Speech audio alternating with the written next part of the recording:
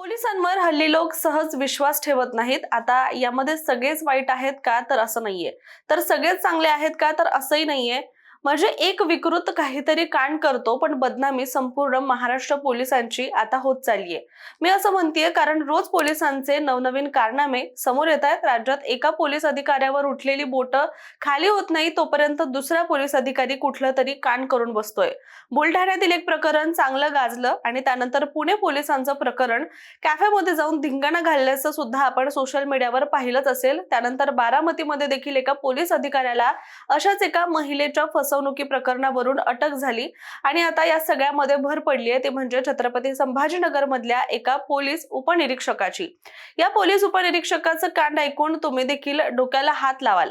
त्यामुळे या वारंवार घडणाऱ्या घटनांमुळे कुंपणच शेत खातंय ही म्हण सुद्धा आता सिद्ध होत चालली आहे आणि त्यामुळे राज्यात पोलीस दलाची स्थापना ही नागरिकांच्या सुरक्षिततेसाठी केली आहे की नागरिकांचं शोषण करायला, हा प्रश्न आता यामुळे उपस्थित केला जातोय। त्यामुळे संभाजीनगरमध्ये नेमकं असं काय घडलंय, पीएसआयनं नक्की काय कारनामा केलाय, या सगळ्याबद्दल आपण आजच्या व्हिडिओमध्ये बोलणार आहोत। त्यामुळे हा व्हिडिओ शेवटपर्यंत नक्की बघा। नमस्कार, मी रामेश्वरी आणि तुम्ही पाहताय कट टू कट। पोलीस म्हणजे कायद्याचं रक्षण करणारी यंत्रणा, सर्वसामान्य नागरिकांना न्याय मिळवून देणारी व्यवस्था।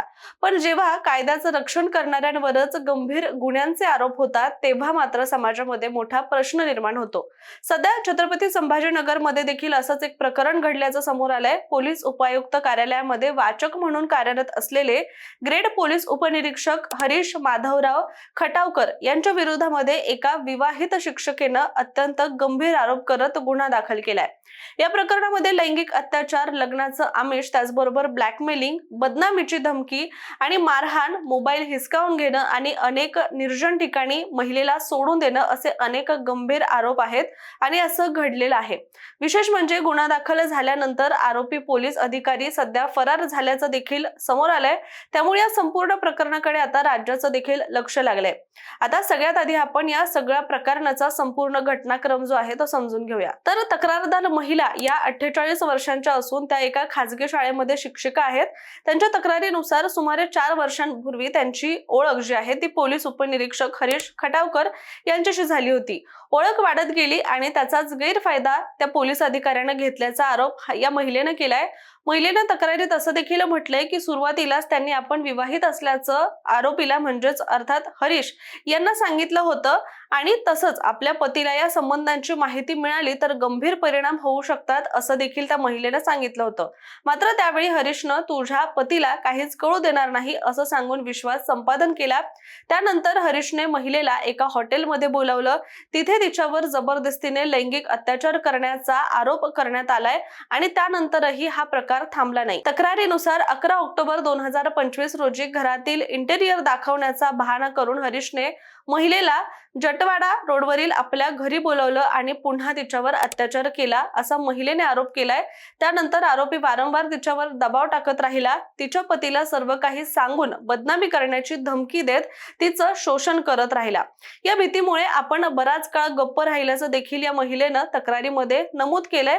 दरम्यान या प्रकरणाला वळण मिळालं ते म्हणजे जुलै 2026 मध्ये पीडित महिलेच्या मोबाईलवर आरोपीचे सतत मेसेज येत असल्याचा संशय तिच्या पतीला आला आणि त्यांनी थेट हरीश खटावकर यांना फोन करून जाब विचारला। तक्रारीनुसार त्यावेळी हरीशने माझं तिच्यावर प्रेम आहे असं उत्तर दिलं आणि फोन कट केला।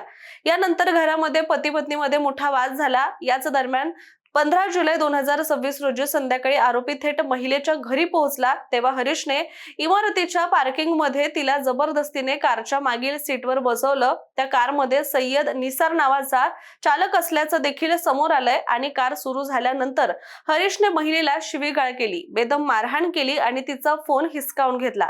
यानंतर रात्री सुमारे 10 वाजण्याच्या सुमारास महिलेला शहरातील दूध डेअरी चौक या परिसरामध्ये उतरवून हरीश तिथून निघून गेला। दरम्यान महिलेकडे मोबाईल नसल्यामुळे तिने एका अनोळखी व्यक्तीचा मोबाईल घेऊन आपल्या मुलाशी संपर्क साधला आणि त्यानंतर ती घरी पोहोचली आणि हा सगळा जो प्रकार घडलेला आहे तो आपल्या पतीला सांगितला। त्यानंतर दोघांनी मिळून जवाहरनगर पोलीस ठाणे गाठत अधिकृत तक्रार देखील दाखल केली आणि महिलेच्या तक्रारीनंतर पोलीस उपनिरीक्षक हरीश माधवराव खटावकर यांच्या विरोधात विविध कलमान्वये गुन्हा दाखल करण्यात आलाय।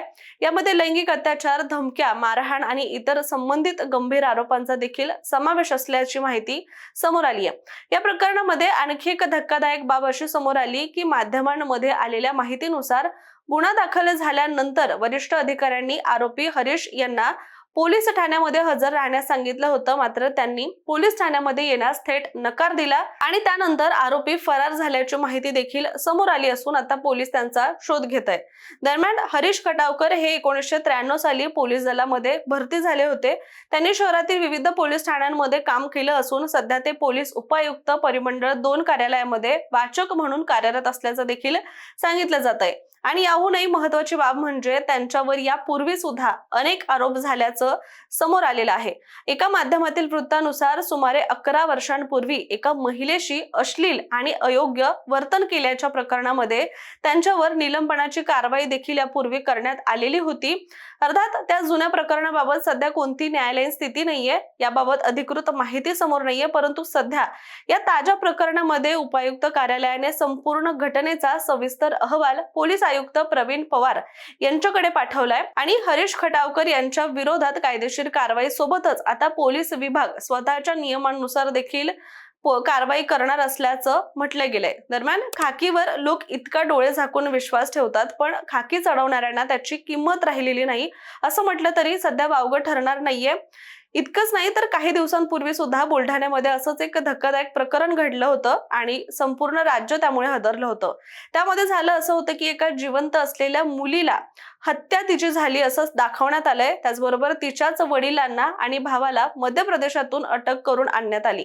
त्यांना पोलिसांकडून अमानुषपणे मारहाण करण्यात आली आणि त्यांनी न केलेला गुन्हा त्यांच्याकडून कबूल करण्यासाठी त्यांच्यावर दबाव टाकण्यात आला। पण त्यानंतर काही दिवसांनी तीच मुलगी माध्यमांसमोर आली आणि हा संपूर्ण प्रकरणाचा जो आहे तो फुगा फुटला।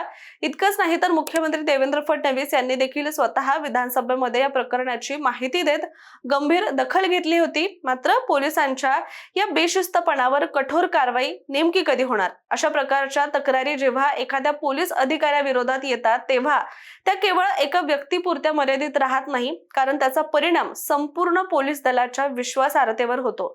दरम्यान आता या प्रकरणामध्ये पोलिसांचा तपास कोणत्या दिशेने जातो, आरोपीला अटक कधी होते, न्यायालयामध्ये आता कोणकोणते पुरावे सादर होतात आणि नेमकं सत्य समोर आता पुढे काय काय येतं, याकडे संपूर्ण राज्याचं लक्ष लागलंय। त्यामुळे तुर्तास आपण इथेच थांबूया आणि भेटूया पुढच्या व्हिडिओमध्ये।